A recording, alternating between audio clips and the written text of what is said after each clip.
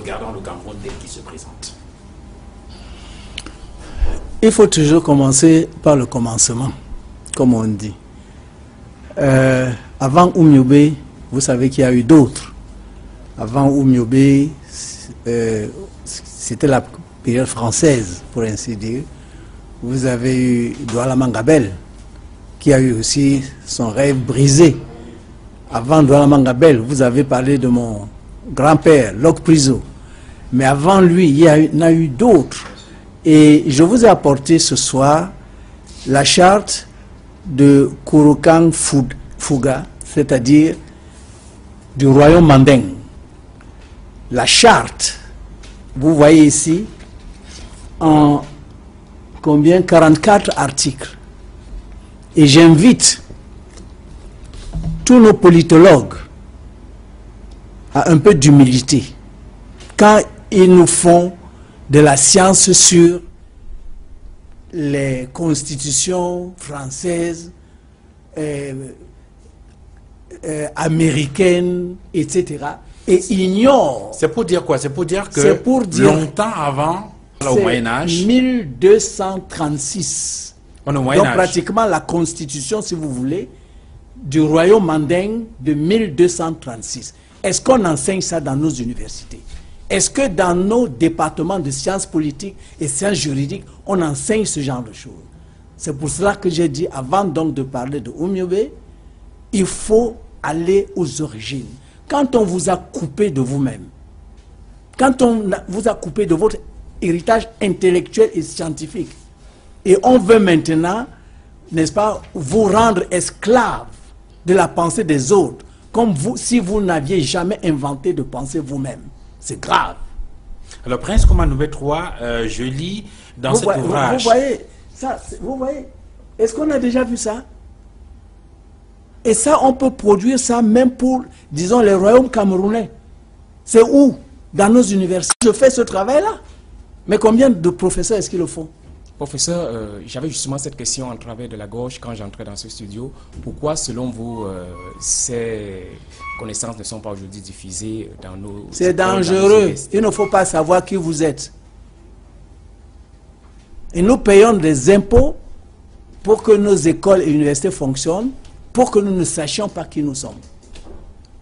Qui a intérêt aujourd'hui à ce qu'on ne sache pas exactement, par exemple, qui était Robert Oumyobé, qui était Coumba-Ndombé, qui était... Je suis encore... Enfin, on fait de vous des esclaves.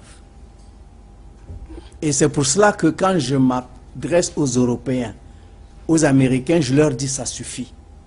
Nous sommes aujourd'hui, c'est-à-dire dans un nouveau siècle où le dialogue réel, où on peut se regarder les yeux dans les yeux, est important. Parce que non seulement nous-mêmes, quand nous allons puiser dans ces sources-là, nous allons découvrir énormément de choses, mais nous allons aussi découvrir des choses qui sont importantes et qui peuvent aider les Européens et les Américains aujourd'hui, parce que quelque part, je crois qu'ils ont perdu les pédales dans ce qu'ils font dans le monde. Vous avez écrit dans cet ouvrage, l'Afrique s'annonce au rendez-vous, la tête haute, un ouvrage qui, il faut le dire, a été postfacé par le pasteur Simon Bolivar Djamil-Wandi. Oui. Et à l'introduction, vous dites, je reprends ce que vous venez de dire, une personne dont la mémoire a été effacée ne retrouvera pas le chemin de la maison. Qui a effacé la mémoire des Africains? Mais les Africains, pratiquement depuis l'esclavage, la colonisation et la néocolonisation, parce qu'il faut dire que nous sommes malheureusement encore en néocolonisation, il ne faut pas se cacher, c'est-à-dire se voiler la face, on fait tout pour vous dire que vous n'avez jamais été, que vous n'avez jamais rien fait. Je vous montre ici, et quand vous dites qui a intérêt, mais celui qui vous domine a intérêt. Vous avez ici l'os d'Ishango. L'os d'Ishango, c'est la démonstration mathématique la plus vieille du monde, 22 000 ans avant Jésus-Christ. Et elle est africaine. On a découvert ça en République démocratique du Congo. L'os d'Ishango. Alors, vous comprenez pourquoi on n'apprend pas ça dans les écoles? Pourquoi? Pourquoi on cache ça? Effectivement, il ne faut pas qu'on dise que ce sont les Africains qui sont... que c'est l'Afrique qui est la mère de la science. Il ne faut pas qu'on dise ça. Il faut qu'on croie que c'est les autres. Et vous avez encore ici, vous comprenez, c'est grave. Regardez le fameux théorème de Pythagore.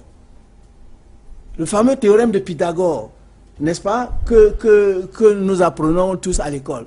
Le voici, 1300 ans avant la naissance de Pythagore.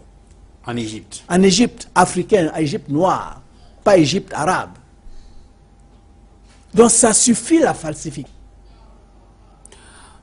Ça suffit la falsification. Et cette falsification, parce qu'il ne faut pas que vous les Africains, on vous fasse comprendre que c'est vous qui avez enseigné les autres.